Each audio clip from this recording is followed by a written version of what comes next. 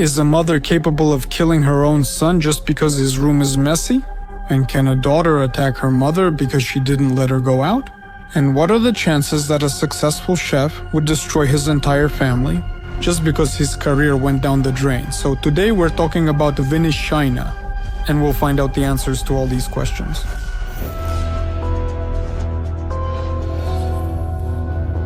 November 7th, 2020 was etched in the memory of the residents of Sobolivka village in the Hysin district of Vinnytsia for a long time. That day, hundreds of people came to say goodbye to 5-year-old Artem. To say goodbye forever. Adults, children, the elderly. Everyone who knew the child personally lived nearby or had simply heard about the tragedy that happened. They brought flowers, toys, and his favorite sweets to the house where the boy lived. Everyone loved little Artem. People spoke only positively about the boy. But how could it be otherwise if he was just a 5-year-old child? Although many people said that he was surprisingly mature for his age, the child was clever, cheerful, easy to talk to, and quickly attracted the attention of others. However, unfortunately, despite his easygoing nature and bright mind, Artem was not lucky in life. The closest person who was supposed to care for him, his mother, turned out to be a real monster. Olena Datsiuk, 25, had 2 kids. Artem, her 5-year-old son, and Diana, her 6-year-old daughter. Both the boy and the girl were born to the same man, however, she did not live with him. The reason was simple: the father of both children drank a lot. Obviously, Olena wasn't happy with this, so she kicked the man out of the house. Of course, you could ask why she had a second child with a man addicted to alcohol if he was already like that during Olena's first pregnancy. However, there's no point in talking about it now. What's done is done. Datsiuk made her choice. Both the first and the second childbirth were difficult for Olena. After the birth of both children, the woman was taken for treatment to a psychiatric hospital. It is not exactly known what the reason was, but local residents of the village of Sobolivka, who knew Datsiuk personally, said that she was allegedly diagnosed with postpartum depression. She is mentally ill and was hospitalized in Yushchenko's psychiatric clinic after giving birth twice. They also said that she occasionally had bouts of aggression. Here is an example of what the village head, Vera Asolenko, recalled about Datsiuk. Olena was involuntarily admitted to a psychiatric hospital 6 months before Artem's death. Sometimes she was calm, a good, caring mother, and then suddenly she would have fits of anger. Of course, we were worried about the children, about their well-being, and that's why we insisted that Olena be examined at the psychiatric hospital. However, a month later, Olena was back home. Her friends took her and brought her back to the village. Similar things about Mrs. Datsiuk were also told by her neighbor, named Anatoliy. The woman emphasized that Olena was often aggressive. Like, she could be talking to someone absolutely calmly, and then, bam, she would not just start yelling, but just scream furiously. She would also reportedly snap at the children. And not just once, even in front of other people. Why? For literally no reason. Over some little things. Although before giving birth to Diana, Olena was completely reasonable. Her mother liked to drink. But Grandma was a respected person in the village, a livestock technician. Lately, Olena was raising the children on her own. I heard that she was sent for compulsory treatment at a psychiatric clinic. But her friends, who were babysitting, took her away. Apparently, they didn't want to watch the kids. We contacted social services to check how she was raising the children, to see if she was beating them. But the social service representatives reported every time that everything was fine. But on the other hand, there were also people who insisted that Olena Datsiuk was absolutely adequate. And as a mother, at the very least, she wasn't the worst. Overall, she was responsible. Normal, adequate. She took me to kindergarten, then after kindergarten, she would sometimes stop by somewhere, buy something and go home. My mom always brought me. She was a very responsible mother. Everything that was needed for our education and upbringing, she did it all. I can't say anything bad about her. In favor of the idea that Olena Datsiuk was fine in terms of her attitude toward children and her mental health is also the fact that there were no records of any mental illness in her name at all. There were also no complaints or anything like that from social service representatives. In short, there were no complaints about Datsiuk as a mother, therefore her children were not taken away from her. Probably the only thing that could be concerning was the woman's lack of employment. However, she was receiving financial assistance as a single mother. Olena seemed to be a good mother. The children were well cared for, clean, and the little ones were friendly. Diana loved her little brother very much and often took care of him like an adult. Olena, although she didn't work anywhere, received assistance as a single mother. Her partner, the father of both children, drank. She kicked him out. However, I never saw any aggression from her. Additionally, Artem and Diana's grandmother helped the family, and even though the children's father drank his whole life away, he still tried to give something to the kids one way or another. She didn't drink, the father would come by, he lived nearby, and the grandmother would come helping with food and everything else. At this time, as you know, a child should be in a family, and we were striving for that, so there would be no orphanages. So, it turns out to be quite a contradictory picture, because on one hand, Lena Datsiuk is a woman with a difficult personal fate and possible mental health issues. But on the other hand, dear ones, there is no documentary evidence of the latter. Instead, both of Datsiuk's children are well cared for and show no signs of any kind of trauma. Unfortunately, the starting point for understanding what is really happening was a real tragedy. On November 5th, 2020, no one brought Artem to kindergarten. Little Diana, his sister, was also absent from school. Their mother, Olena Datsiuk, was unreachable. The village head, Vera Asolenko, raised the alarm. I started to worry and decided to visit the children's mother, Olena. The house door was locked. I knocked, but I heard Olena start shouting for me to go away. She was very aggressive at that moment. I had a bad feeling. Well, the feeling didn't let the village head down. She called the police. To say that the scene that opened up to the law enforcement officers and the local government representative was shocking would be an understatement. In the house, where there was no one except Olena and her two children, there was an oppressive silence in the room where they were staying. No crying, no talking. It seemed as if even time had stopped. They saw that she was holding a child in her arms, wrapped in a blanket, this little boy, and the little girl is sitting on the ground. She was so anxious, not speaking, just staring at one spot, and I took the little boy by the hand. His hand was cold. An ambulance was immediately called to the scene. The medics arrived quite quickly, considering the critical situation. However, it was still too late. Little Artem, whom his mother was holding in her arms, could no longer be saved. There was nothing left to save there. The child had hematomas on his head and visible injuries to his neck. There were marks on his neck from strangulation. Law enforcement officers tried to question the mother about what happened. However, Ms. Datsiuk did not want to say a single word. Only when they started to take her outside did she say that her son supposedly fell from the second tier of the bed and that's how he died. But if everything really happened the way Datsiuk claimed, it would only explain the appearance of bruises on the head. But where did the child get the strangulation marks on the neck from? Moreover, Diana, Artem's sister, was in an extremely stressful state. Ultimately, despite the tragic situation with little Artem, it was Diana's appearance and behavior that concerned law enforcement the most.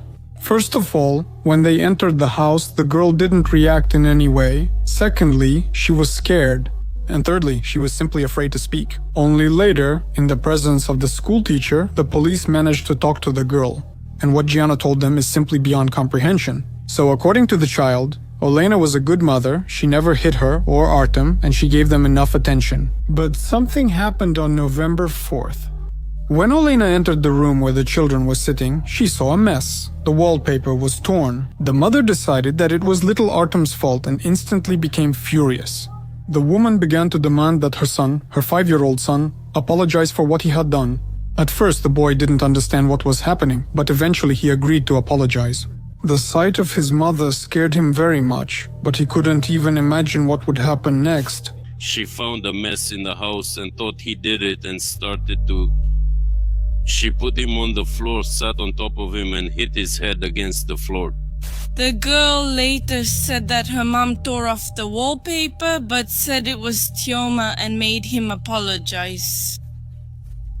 He apologized, but she put him face down, sat on him, twisted his arms behind his back and hit his head against the ground. Yes, you heard right. The mother went crazy because the wallpaper in the room was torn. Even though she had torn them herself the day before, the woman blamed her 5-year-old son for it. Whether she forgot that she tore them or something got mixed up in her head, I don't know. But does it matter? Ultimately, something else matters more. Datsiuk attacked her own son and beat him to death. On top of that, she also strangled him. After everything, she bundled the child in a blanket, held him, and remained that way for nearly an entire day, until the moment when law enforcement officers entered the house. The examination determined that the boy died from a traumatic brain injury. Olena Datsiuk was initially detained for 2 months. First, specialists had to determine if she was sane. The woman was sent to a psychiatric hospital for examination. While the grieving mother was there, Diana was given separate assistance. The child was in a state of shock. Just try to imagine. She saw with her own eyes how her mother killed her little brother with her own hands. To help the child recover from what she had experienced, psychologists worked with her, and the further fate of Datsiuk Sr. was not determined. If the woman had been found sane, she would have faced 10 to 15 years in prison for what she had done, but did she really understand what she was doing? The last thing reported in the media, and the only thing known about Datsiuk, is her diagnosis. It turned out that the unfortunate mother suffered from schizophrenia. In most cases like this, people who have committed crimes, no matter how terrible, are usually sent not to prison, but to compulsory treatment. And most likely, Datsiuk suffered the same fate. Although there is one story about the Vinnytsia monster who actually paid in full for what he had done. Anatoliy Malets, a 32-year-old information technology specialist, killed his relatives on New Year's Eve. He decided to take the lives of his mother, his wife, and his 2 children, who were 7 and 3 years old.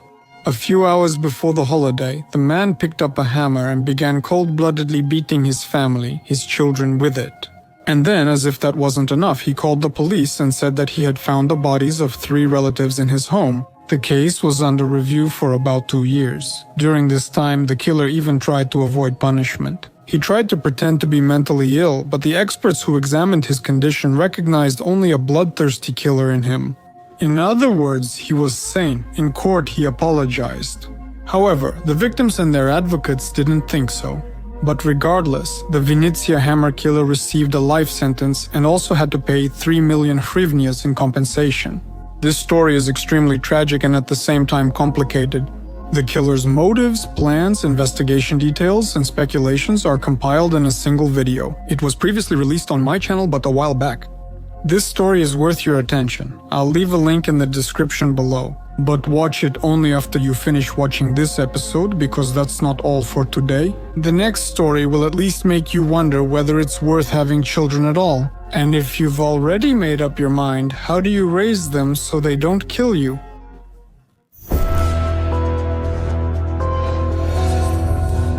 After killing my mother, I felt an inner relief because I got rid of a person I had a fatal hatred for. And I was freed from the increased control of a tyrant, became free, and finally gained the freedom I had longed for. I regret killing a person, but I don't regret killing my mother. I don't regret what I did, and I don't feel burdened by guilt. I will never go to my mother's grave. You just heard the words of the girl whose photo is in front of you now. If you can't see it, you're not looking at the screen. You sometimes do that, like right now. So this is Alexandra. In 2021, when the events we're about to talk about took place, Alexandra was 16 years old. At that time, she was studying at school and she wasn't an average student. She was an excellent student, and everyone basically described her as very smart. To stay ahead of others and get more out of her studies, Alexandra attended extra classes, had leadership qualities, did sports, and overall was sociable, open, cheerful, and knew what she wanted. She never lacked attention from people. However, there was one thing that Alexandra, let's say, lacked in her life, and that was freedom. In her, Alexandra's personal understanding of the meaning of this word. After classes, homework, and the other usual things a schoolgirl has to do, the girl would have been glad to go to, say, a disco or travel to a nearby town. But there is one little but, which we will talk about a little later. Alexandra's family lived in the village of Hlukivtsi. Although it belongs to the Vinnytsia region, when the locals want to go from the village to, say, a city, they more often visit Berdichev, which is in the Zhytomyr region, because it's 70 kilometers to Vinnytsia, but only 17 to Berdichev. The choice is obvious, so it was from Berdichev that Alexandra's mother, Mrs. Nadia Yushchenko, came. She was not only born there, but also lived there for a long time. The woman got married at the age of 19. She married a man named Irakli Maisuradze. Soon the couple had children. 2 girls, with an age difference of 4 years. The older one, as you might have guessed, was named Alexandra, although relatives and friends more often called her Sashenka. Despite the passport stamp and 2 children, Nadia and Irakli's marriage ended. 4 years after the wedding, the couple separated. In 2013, she got married for the second time and had another daughter with her new husband. That man accepted the 2 girls from her first marriage just like his own. So from then on, the rather big, let's say, more or less large family started living together. They settled in Hlukivtsi, in a house for 2 families. So it's basically one house but 2 families live in it, with separate yards, entrances to the house and all that. On the other side of the wall from the Yushchenkos lived the relatives of Nadia's husband. In particular, her mother-in-law, so if anything happened, she could always ask for help. Everyone knew each other's schedules, so they could cover for one another in case of an emergency. Ms. Nadia, at 35, worked as a hairdresser and also did manicures. Family acquaintances always noted that Nadia not only provided beauty services, but also took good care of herself. And according to people, she was a very beautiful woman herself. They also said that this beauty was passed on to her daughters. The mother-in-law loved her daughter-in-law very much, as well as her daughters, that is her granddaughters. She helped the girls a lot with their studies. One of the villagers emphasized this in a conversation with journalists. The girls are excellent students. Grandma monitored their studies. All the more so because she worked at the same school they attend. No one in the family drank or used drugs. Nadia's husband was mostly away working. There were no dramas with infidelity or anything like that. The only thing that could be considered problematic were Nadia's previous relationships, but only in the sense that her ex-husband, Irakli Maisuradze, was completely indifferent to his children, his daughters. He didn't visit them, didn't take any part in raising the girls, and didn't provide any financial support either. He just disappeared. Since 2009, he owed more than 100,000 hryvnias in child support. He simply didn't pay. In the end, it got to the point that in May 2021, Nadia's first husband was deprived of his parental rights by the City District Court of Zhytomyr region. This situation didn't catch the girls by surprise. The daughters stated directly in court that they don't know their biological father, haven't communicated with him, and in general they themselves believe that it is appropriate to deprive him of his parental rights regarding them. The situation is unpleasant, but not world-ending. From what I just told you about the family, it seems like everything was, if not perfect, then very good for them. But dear ones, if that were really the case, then there wouldn't be a story about Alexandra, the eldest daughter, in this episode. The thing is, in this family, there was a part of life that was put on display, or at least allowed to be seen by others, by outsiders. But there was also another part, hidden from prying eyes. Remember, the neighbors noted that Mother Nadia and Alexandra, the older daughter, seemed like sisters. But it seems that they only looked like sisters on the outside. Their relationship, you see, was tense. Alexandra was a difficult girl since childhood. Journalists, citing Alexandra's mother's friend named Antonina, wrote that in 7th grade the girl tried to take her own life. And not just once. Here's a quote from that friend. Her mother pulled her out of the noose and saved her when her daughter was cutting her veins. Nadia was turning gray right before our eyes, even though she was still young and very beautiful. Mama Nadia always said that the sky would embrace Sashunya. Where does a 7th grader get the desire to end her life? Well, the thing is, Alexandra had mental disorders since childhood. And if we are to believe the aforementioned Antonina, the mother was secretly treating the child. Most of the time, the girl behaved normally, but from time to time she supposedly had some flare-ups. That's when the tantrums, screams, and reckless actions would start, sometimes completely reckless. Ms. Nadia, it seems, didn't want others to know about her daughter's mental health, so she tried her best to hide it and handle it on her own, as they say. But it seems that the older Alexandra got, the harder it was for her mother to handle her. For example, some of her classmates spoke about the girl quite negatively. Media presents their comments anonymously, making it difficult to verify the information's reliability. But on the other hand, I wouldn't want to ignore this either. Here are 2 quotes. There are 23 students in our class. Alexandra was the smartest. She always had conflicts with others because she thought everyone was worse than her. She always said that she would be a model when she grew up, and that she would conquer the whole world. Sasha changed since the 10th grade, and was very beautiful since childhood, always wanting to grow up faster. While her friends only walked around the village in the evenings, Sasha was already going to discos in Berdyshiv.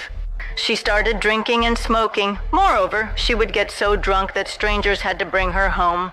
For a while, she hung out with drug addicts. One could assume that this is an element of jealousy. For example, from classmates who were less popular than Alexandra and therefore gossiped about her behind her back. But one of the family's relatives, without hiding his face, said that the girl was leading a double life. She was leading a double life. Here in Hlukivtsi, she was very well behaved, but at night she would run away to Berdyshiv to prostitute herself and so on. They had some conflict because she would steal from home to go out and whore around. And yes, thefts by Alexandra are, let's say, a separate subtopic. There's no shortage of information online that the girl could easily take money from home. For what? Taxis, alcohol, and cigarettes can't be obtained with a simple thank you. Of course, with this kind of behavior, conflicts arose between the mother and the daughter. Nadia tried to calm her daughter down, but in her own way. The woman would yell at Alexandra, and it's said that she even raised her hand against her. Alexandra's grandmother, who is her biological father's mother, believed that it was Nadia's behavior that triggered the child's mental disorder. The woman confirmed that the mother had conflicts with more than just her daughter. She stated that Nadia abused Alexandra both physically and emotionally. At the same time, neither the whole family nor Alexandra individually were registered with any social services or institutions that provide psychological assistance. And Alexandra did not belong to the category of, let's say, troubled teenagers either. There were absolutely no grounds at all. There were neither grounds nor, let's say, suspicions that something like this could happen. We had no information that the child was behaving aggressively, very strongly, or inappropriately. As for kids skipping school sometimes, that happens to everyone. According to Alexandra's sisters, the girl was a conflict-prone person by nature. Despite that, her mother loved her just as much as she loved them, with no difference. The mother could scold her eldest daughter only when there were obvious reasons for it. The relationship was badly damaged when Mrs. Nadia found the diary the girl had been keeping in 2021. Unfortunately, I was unable to find any information about what Alexandra wrote on the pages of that diary. But the sister said that their mother started complaining about her eldest daughter right after reading it. She said that she didn't deserve, quote, such treatment from her and only wanted the best for her daughter. So, as we can see, things aren't so clear-cut when it comes to what Alexandra was like or what her mother was like, not to mention the relationship between the two of them.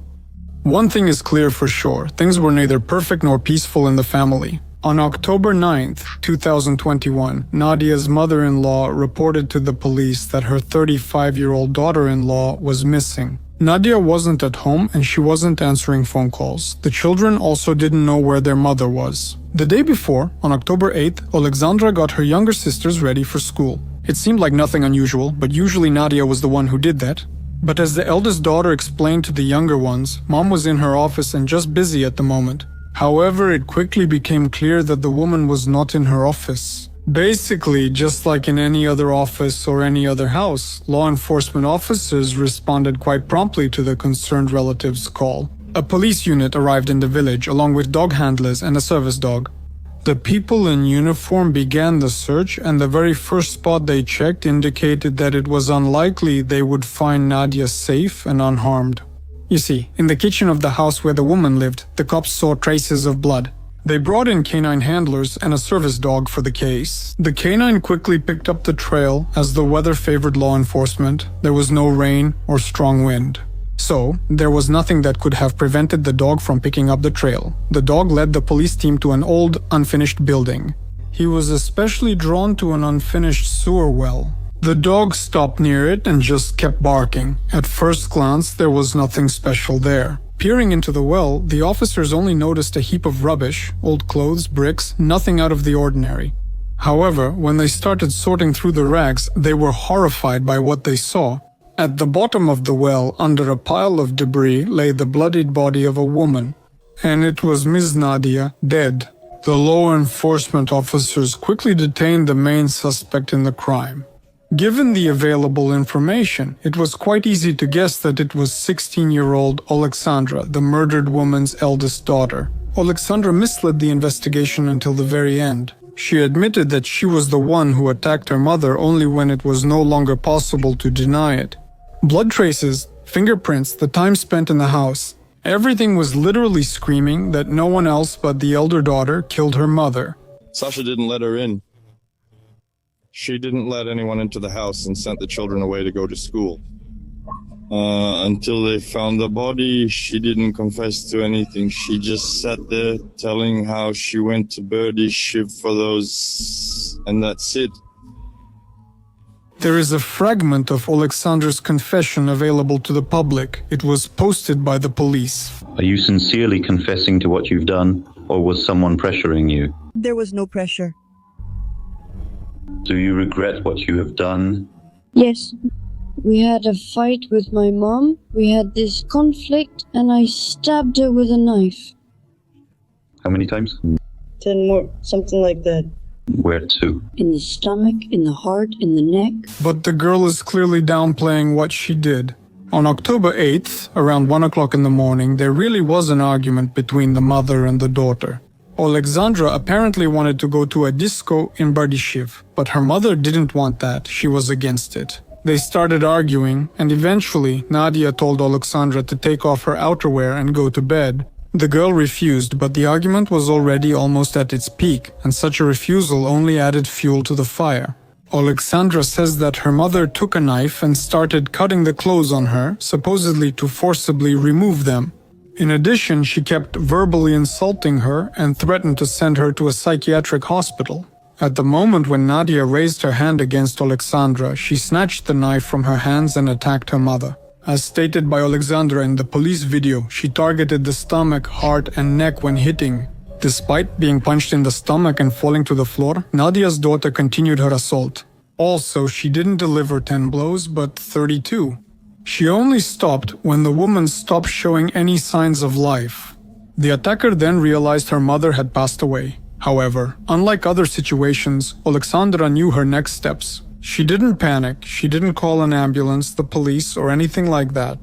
Alexandra decided to cover up the crime. The girl realized that carrying the body out in her arms would be difficult. Dragging it across the yard and down the street just like that was extremely risky, so she found a wheelbarrow. In it, Alexandra transported the body of her victim, her own mother, to a neighboring house, where she simply dumped it into a well. She also covered her mother with rags and bricks from above to ensure no one accidentally saw what was at the bottom, but there's more.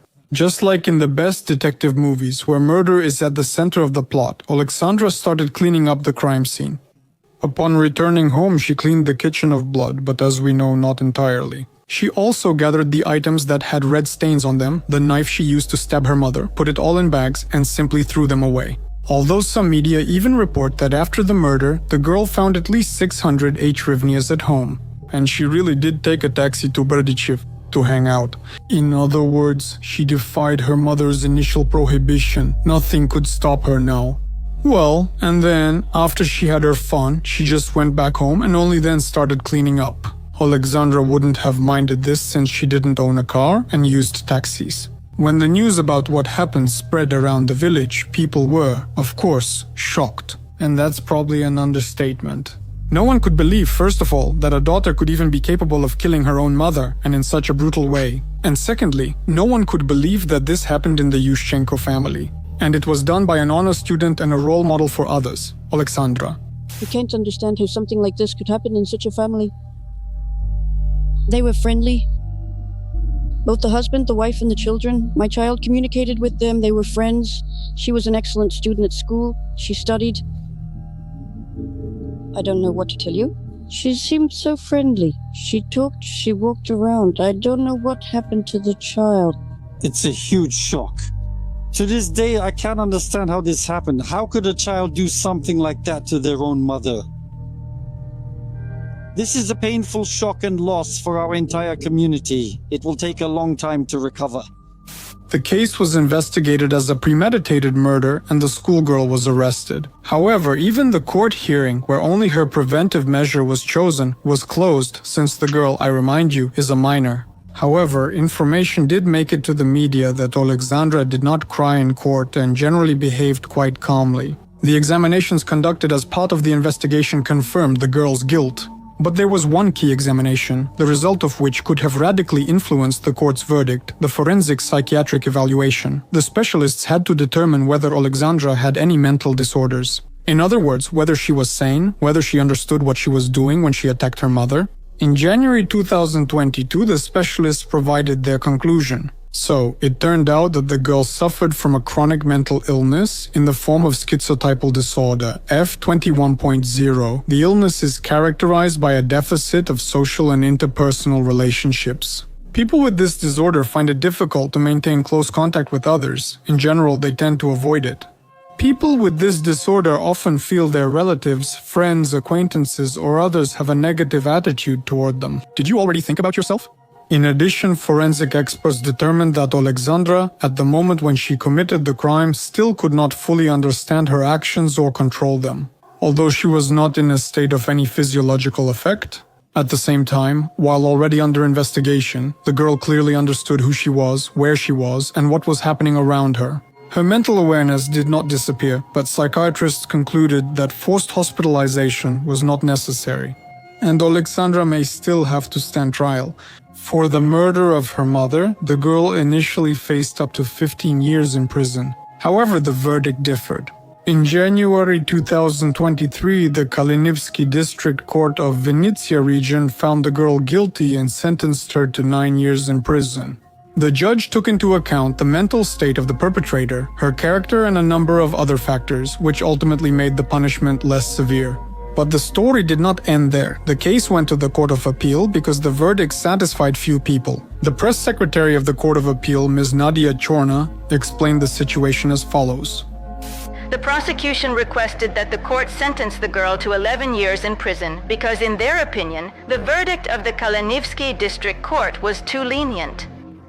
They argued that the girl made her two sisters orphans, tried to cover up the traces of the crime, and did not immediately confess to what she had done. The lawyer, however, insisted on a 7-year sentence. He asked to take into account the girl's positive character reference, her admission of guilt, remorse, and assistance in solving the crime.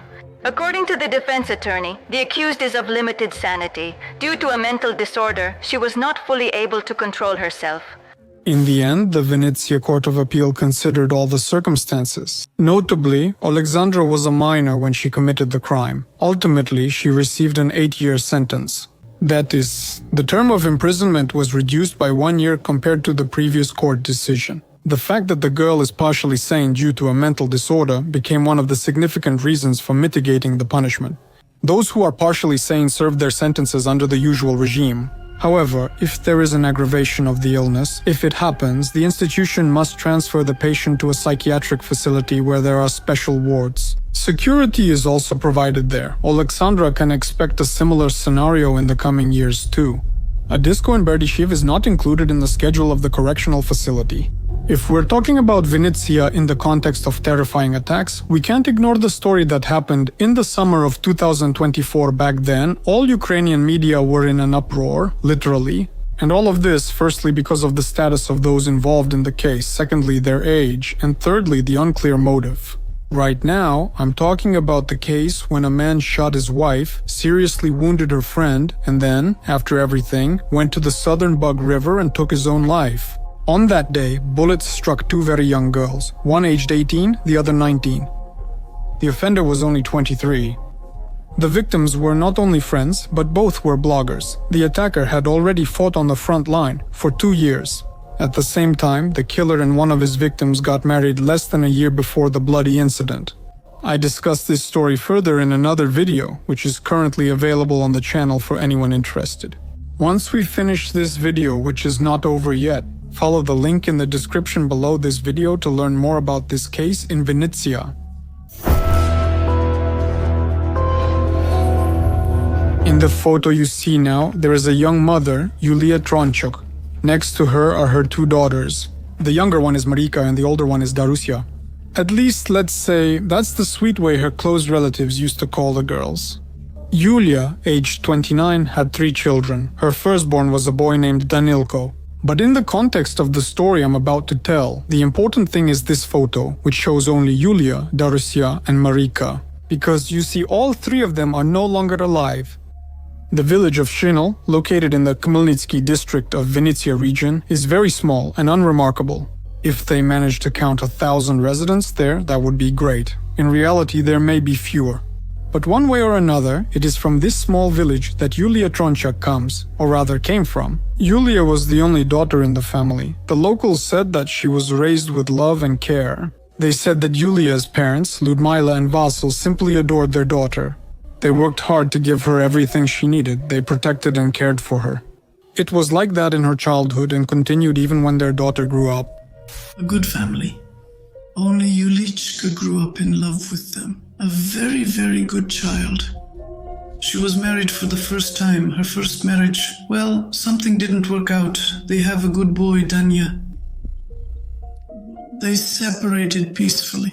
Yulia's neighbor is absolutely right about what you just heard them say. She really wasn't lucky enough to find the love of her life on the first try. Yulia got married and gave birth to a son, Danilo.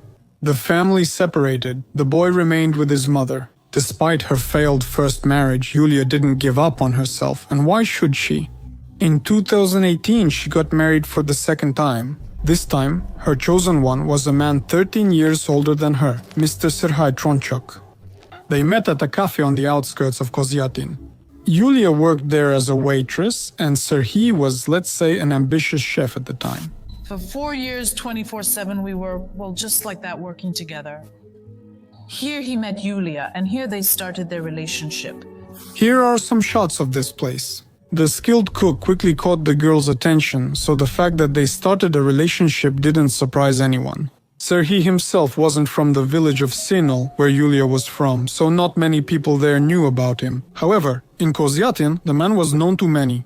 The thing is, when he was younger, Tronchuk used to organize discos in this place, rented venues for parties, also worked as a bartender at events, and made cocktails for the guests. The discos were popular among the youth of Kozyatin, so it's no surprise that many people in Kozyatin knew Tronchuk, although it's not entirely clear why he settled in this particular city and started organizing various activities in a provincial town in Vinnytsia region. Maybe he just liked it there. Either way, Tronchuk had other options for his life. After completing his education, he moved with his mother and stepfather to Moscow to study culinary arts. If you believe Serhii himself, he dreamed of working in the kitchen since childhood and always helped his grandmother cook. So he didn't choose this path by accident. After growing up and, let's say, getting to know the profession, Tronchuk emphasized that a good chef is, you see, a psychologist who can give the right advice at the right time. But let's go back to Serhii's Moscow period. At the age of 22, Tronchuk was already a chef and worked in elite establishments in Moscow. Among the masters the young man studied with, the famous French chef Alain Ducasse is often mentioned. He tops the list of chefs in the Michelin ranking. Let's just say he's not the last person in the gastrosphere. Despite everything, Tronchuk did not remain in Muscovy. Some media outlets write that he didn't just move to Kozyatin but actually fled there. Some websites claim it was due to debts. Other sites write something about Serhii's women, children, whether illegitimate or not, I don't know. In short, there are plenty of rumors, but none of them are confirmed by any concrete facts. So that you could say for sure, yes indeed, this is the real reason for moving to Kozyatin. So let's leave this detail in the biography as it is. Tronchuk lived in Moscow, and things were going pretty well there. However, for some personal or other reasons, he settled in Kozyatin for a while, where he was well known. It is known that in Kozyatin, Serhii became the head chef of the Crystal restaurant in the local recreation complex. In addition, he worked at the Kutarok and City Park cafes and was involved in their opening. There is another notable detail in Tronchuk's biography. In 2018, Serhii took part in the 13 Chefs project in Vinnytsia, where chefs from different establishments competed in their skills. Unfortunately, it's not so easy to find footage or photos of his face from the time he participated in the show online now. At least if you type Serhii Tronchuk 13 Chefs 2018 into Google, it won't be of much help. And in that same 2018, as I already mentioned, Serhii Tronchuk married Yulia. The couple seemed very happy. Most people who knew Yulia and Serhiy noted that he took good care of his wife. And with her son from her first marriage, Danilo, he also seemed to get along very well. Shortly after the wedding, the couple had their first daughter together, Darusia. 3 years later, their younger daughter Marika was born. But even the closest relatives, like Yulia's parents, never held the youngest child in their arms. They rarely saw the two older ones for several years. Why was that? Well, you see, either in 2018 or 2019 or even 2020, the Trączuks moved to Poland. And the exact year of the move isn't completely clear, because different sources give different information. Exactly. Which one is true? Try to figure it out. But anyway, the exact year of the move doesn't affect the most important details of this story. So the family moved to Poland to earn a living. At least, that's the version most media outlets present to the public. They settled in the city of Puszczykowo. Puszczykowo. I don't know the Polish accents and I don't always know the Ukrainian ones either, so please write how it's correct. Either way, it's a town near Poznan. At first, Serhiy got a job at a restaurant there, and it seemed that everything was more or less going well. After all, the family wasn't living just anywhere, but in a 2-story house. But Trączuk's career ultimately didn't work out. One failure was followed by others. The man's personal life also stopped being an example to follow. Along with this, stability in the whole family was shaken. Eventually, Serhiy started drinking and in addition, got involved in gambling. All this together led to the fact that the man borrowed money here and there until he was completely stuck in his debt swamp. Such a situation inevitably caused quarrels in the family. Yulia seemed to reproach her husband for the way he started living, as well as for what their family was turning into. But there are a few nuances to this. None of the acquaintances, friends, or relatives knew what was happening in the Trączuk family. No one even suspected that there were any problems in the family at all. On the one hand, this can be explained by the fact that Yulia, her husband, and their children visited their native village only a few times ever since they moved to Poland.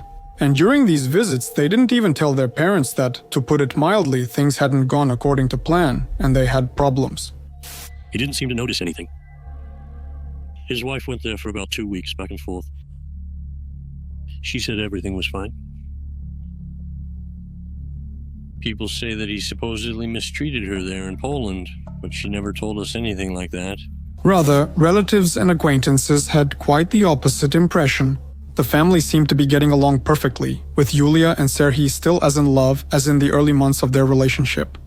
When they came here, he was so kind, he was so attentive to her. He always told her, "Yulichka, relax. I'll go cook now and you just relax." And what was there? Only God knows. They're all fine. Every time they came, they always lived well. What happened remains a mystery. Even the parents themselves went there, but they didn't know anything about this trouble. Often, adults' problems leave a mark on children and their behavior. Let me remind you, the Trączuk family had 3 children. But again, there were no signs at all that the family's life was going downhill. None whatsoever. The children, apparently, behaved as usual. Nothing changed in their personalities or in their attitude toward those around them. On the contrary, people thought the kids were extremely happy. She was part of the family and claims that everything was normal, just like always. The kids ran around yelling Daddy, Papa, Mama, and everyone appeared happy and friendly. She says she could never have imagined that something like this could happen. The neighbors also noted that it was evident the children were properly cared for. And they also paid more than enough attention to their development. Cheerful, nice looking. In terms of development, they're so quick, really good girls. It doesn't make sense in my head, my soul, or my heart. In short, it turned out that the family looked almost perfect on the outside. But unfortunately, no one knew what was really going on inside. Eventually, one factor piled on top of another, the problems accumulated, and the moment came that led to tragedy. In the evening of November 13th, Yulia and Serhiy had another argument. Whether this was the biggest or a particularly special argument between the couple is unknown. However, the outcome of the family quarrel was simple. The wife went upstairs to sleep with the daughters. At night, Serhiy also entered the room where Yulia was. He reeked of alcohol, but instead of collapsing onto the bed and sleeping it off, he did something else. Something terrible. Serhiy attacked his wife while she was sleeping and started to strangle her. Probably the noise woke up one of the couple's daughters. Noticing this, Trączuk went even further than what he had already done. he decided to take the life of his own daughter as well. The man strangled her as well. Eventually, the same fate befell the second girl.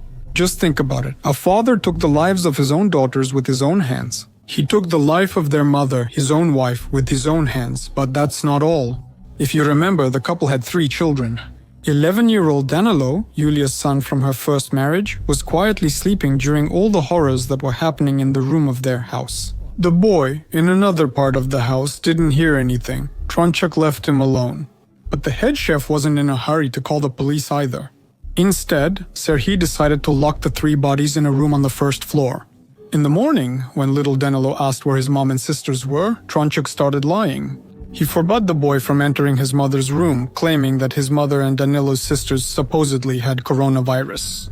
Reportedly, the room required disinfection first while the 3 bodies remained there. I'll say even more, they stayed there afterwards as well. Serhiy Tronchuk lived in the house with the bodies of his 3 relatives for 4 days. On November 18, the 5th day, he chose to surrender alone. But before doing that, he told Danilo that his mother and sisters had died. He took the boy to a restaurant in Poznan, left him there, and then did what he had planned. He went to confess his guilt. Serhiy decided to surrender in a rather unusual way. After leaving home, the offender went to the mall, where he encountered a security guard. And it was to him, the mall security guard, that he confessed to killing his family members. The security guard, in shock, called the police. Serhiy was detained by the Polish cops and interrogations began. After being detained, the man said that there had been arguments at home. He lost his job, started taking out loans, and got into gambling. His wife was angry, criticizing him for not having enough money and for abusing alcohol. The last argument, a scuffle between them, happened on the day of the murder. At the prosecutor's office in Poznan, the chef murderer confessed to what he had done and explained how it all happened. The spokesperson for the district prosecutor's office in Poznan commented on the case. While giving his statement, Serhiy T said that the next day, when he realized what he had done, he decided to take his own life. But he didn't have the courage. On Saturday, he went to a shopping center in Poznan, where he told a security guard that he had killed his wife and daughters. He was detained by the police. In addition, Tronchuk explained why he didn't kill Danilo. The reason was unexpected. Like, he didn't take his life because he wasn't his biological son. Investigators said the perpetrator was calm during interrogations. However, he burst into tears when asked if he regretted his actions. One more detail while we're at it. Tronchuk explained why he reported what had happened only after 5 days. Supposedly, he was tormented by his conscience. When people heard about what had happened, few could believe that it was all real. Former colleagues of Tronchuk said they had never noticed anything unusual in his behavior, at least nothing aggressive. As a cook, I definitely can't say anything bad about him. We saw his work and how he performed, which was normal and good. When we discovered this, we were utterly shocked. He was kind of quiet, not aggressive, nothing like that about him, but something like this happened.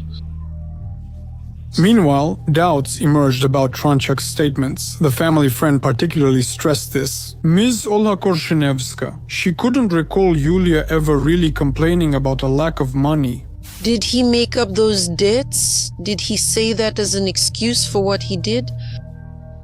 No one ever mentioned any debts. Neither did Yulia say that maybe they didn't have enough money for something. There was food in the house and, well, she said everything was just like always. However, if you think about it, hardly anyone really understood what the relationships in that family were like, or what their actual financial situation was. For the triple murder, Serhiy Tronchuk faced life imprisonment under Polish law. There was very little chance of receiving any other punishment. The evidence found at the crime scene clearly pointed to the chef. Additionally, a forensic psychiatric examination was conducted to make sure that Tronchuk understood what he was doing. And according to the experts, he was fully aware of everything, but the psychiatrists pointed out another important fact. In their opinion, Tronchuk has a tendency to lie and manipulate. This was even confirmed in practice. At first he described the crime in detail, but later he tried to deny his guilt. In the end, everything ended tragically not only for Yulia and her 2 daughters, but also for the perpetrator himself. In Poland, the court found Serhiy Tronchuk guilty of triple murder. For his crime, the murderer was sentenced to life imprisonment without the possibility of early release. This information appeared in Ukrainian media on March 25, 2025. However, the verdict has not yet become final. Datsiuk's defense, you see, has filed an appeal. Yulia and her 2 daughters were able to be buried in Ukraine. Caring people raised money together to transport the bodies back to their homeland. The process was primarily facilitated by volunteers who were in Poland, and people also raised money and were able to transport them. Our Ukrainians contributed, and then the Poles did too. Everyone helped as much as they could. Yulia Datsiuk, by the way, is not the only woman from Vinnytsia who suffered at the hands of her own husband. Perhaps some of you know the tragic story of Vitalina Plakotniuk. When the killer raised his hand and aimed to shoot the woman, Vitalina was simply walking to work along her usual route. It was the end of summer 2018 around 9:30 in the morning, near the train station in Vinnytsia. She was found on the street with gunshot wounds. Just a passerby found her, but it was already too late. At home, her 6-year-old daughter kept waiting for her mother, but she never came back. The peculiarity of this case is not that the woman was shot in broad daylight in a fairly crowded place. And it's not even that it was done by a hired killer. The highlight of the case, so to speak, is who ordered the murder. This person is familiar to Vitalina, and the conflict wasn't about some banal love triangle or anything like that, not even debts. This is an interesting story. It's on the channel, but currently only available to sponsors. Remember, you can access all the hidden videos for just 10 hryvnias a month, but that's not all for now. Let's move on. Stories like these undoubtedly make your blood run cold. However, it's not only murder that can be terrifying. In 2022, all of Vinnytsia was in an uproar because of an art teacher. And no, he didn't take anyone's life, at least not in the physical sense of the word.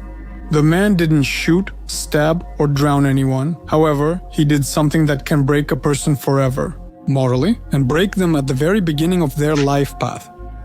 Anastasia was 14 when it all began. Back then, she dreamed of a career related to design. She chose to approach this with utmost seriousness and responsibility, knowing the market competition is fierce. So, in order to get what she wanted, just having talent was a little bit not enough. She had to work hard to stay ahead of others, so Anastasia needed a teacher. The problem was that the girl's family was not among the wealthy. They weren't poor, but paying for extra lessons was, well, difficult. The girl and her mother spent more than a day, far more than one, trying to find the best option. And in fact, they came across someone named Shura. The teacher offered 10 free lessons at the start so that Anastasia could see if everything suited her and get used to him. Are these 10 free lessons suspicious? I think so, but first of all, there were plenty of positive reviews about Shura from students and their parents. Well, secondly, after all, there are good people in the world, aren't there? Who knows, maybe he was just one of those teachers for whom their life's work is more important than money. Basically, in the end, it turned out to be true, with just one nuance.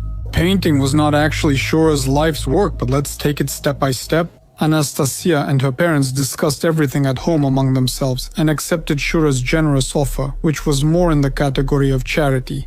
And on the one hand, the lessons were going well. The girl was really learning to draw. She could see the results of her work.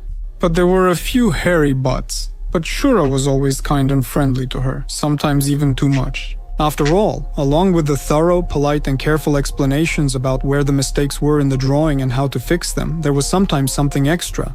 For instance, the teacher might pat the students back, reassuring them not to worry, as even geniuses make mistakes. Shura did the same thing when Anastasia succeeded at something special. Now, it wasn't an attempt to comfort her, but rather a kind of praise. The teacher was also quite caring. However, look, during one of the classes, Anastasia started feeling unwell. She got a headache. The teacher didn't lose his composure. He offered her some medicine and also said he could carry her to bed. I agreed only to the first, but Shura picked me up in his arms and carried me to the room. He told me to wait for him. I remembered that I had my own pills, and when he came back, I was already sitting there with them in my hands. He was surprised, but he didn't say anything. He just urged me to lie down and rest. I was very lucky then.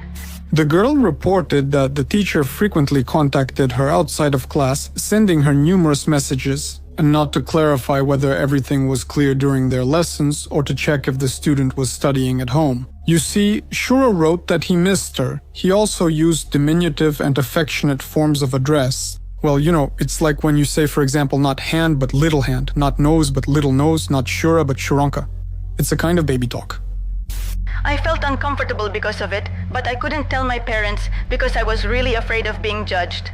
I decided that I just needed to leave him. I told my parents, my mom bought a sponge cake and sent me to the last lesson. Shura was not one to let his students, especially this one, go without a fight. At least according to Anastasia. When he heard that this was the last lesson, Shura, according to the girl, hugged her almost the entire time. He told her to stay. It worsens. When she finally reached the door and was almost free, the man pressed the girl against the wall. And then he started kissing her.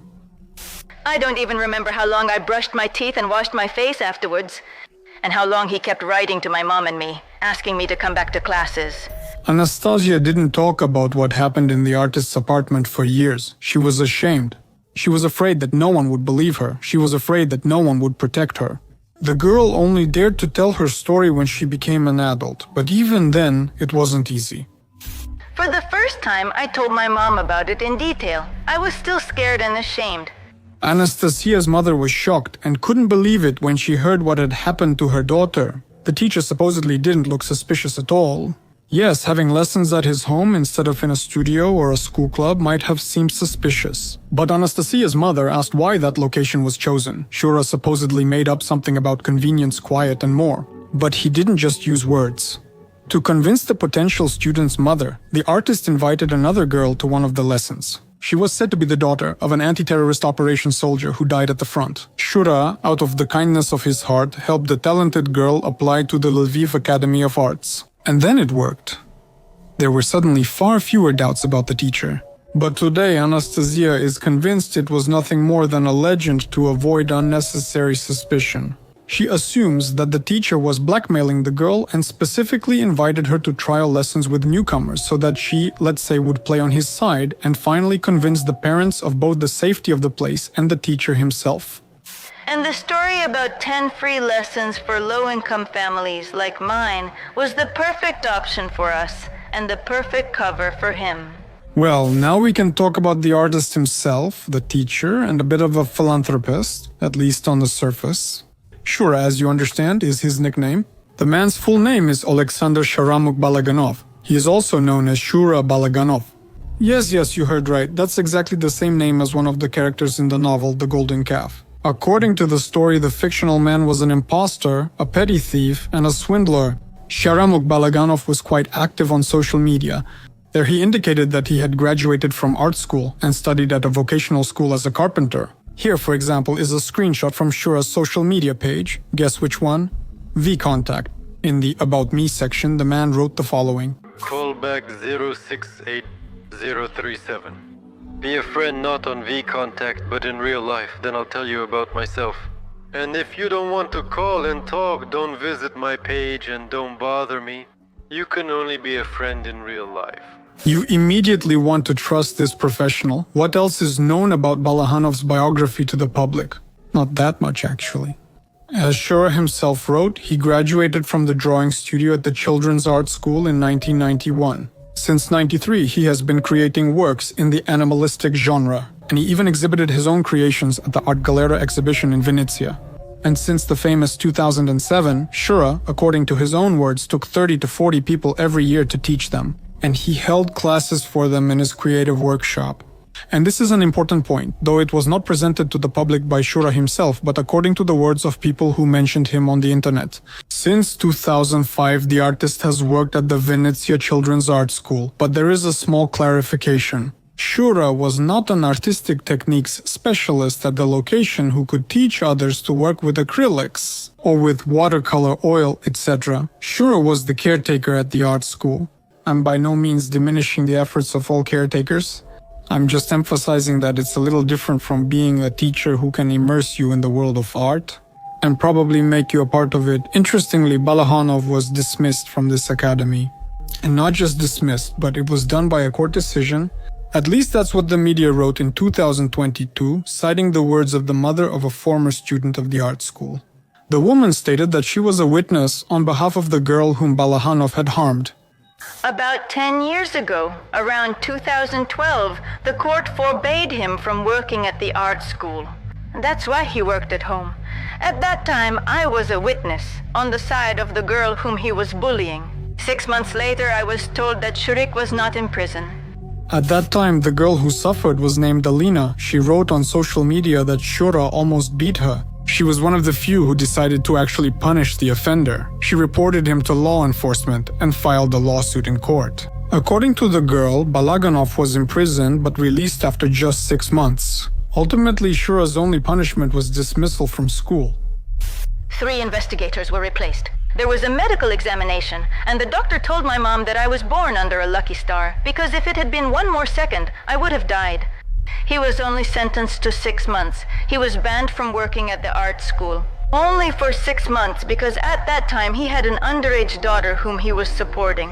But Balaganov didn't lose his composure. After he was expelled from the vocational school, the man announced that he was opening, and I quote, a private charitable school studio 3G. If you decode it, it stands for Studio of Drawing and Painting. But he didn't do this in a specially designated place. He did it at his own home. He offered classes for everyone interested, starting from the age of 4. The man promoted his business through his own social media pages. Some parents recommended him to other parents. Often, the reason was the cost of the classes. The thing is, the offer for all students and their parents was quite tempting. Basically a whole month of classes, unless of course we're talking about an intensive course where you have to draw every day. Shura conducted them for free, but with one condition. Here's how he described it himself. The first 8 classes are free only for those who agree to continue studying in the studio afterwards. If you don't want to or decide not to continue the classes, then the fee for each lesson is 20 hryvnias. It's like a masterclass fee per lesson. We invite everyone to try and see if they have any skills, talent, or abilities. As you can see, the offer of free classes varied in terms of their number. When Shura decided that it should be 8 classes and when it should be 10, I don't know. But he gladly invited both the child and the parents for a personal introduction. This gave him extra points from potential clients because they weren't buying a pig in a poke, so to speak. This is how it was in the case of the previously mentioned Anastasia. At an art salon in the center of Vinnytsia, my mom was given this man's business card. We came together to meet him and talked for a few hours. The man showed us his paintings, shared life stories, and even told us that he was divorced and lived with his mother. The main attraction, as I would say now, was the 10 free lessons. At that time, it was quite beneficial for my family. If I liked it, I would keep going, and if not, we wouldn't have lost anything. When someone took the tempting offer, the mousetrap snapped shut. The ones who suffered most were children, mostly between the ages of 10 and 14. And in Shura's case, this went on for at least 10 years.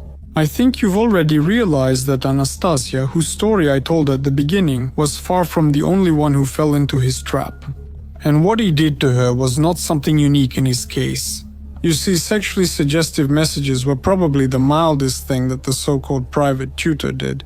Under various pretexts and by different methods, the man forced those who came to his lessons to undress. Mr. Shura sometimes recorded videos or took photos of what he wanted, but there was more to it.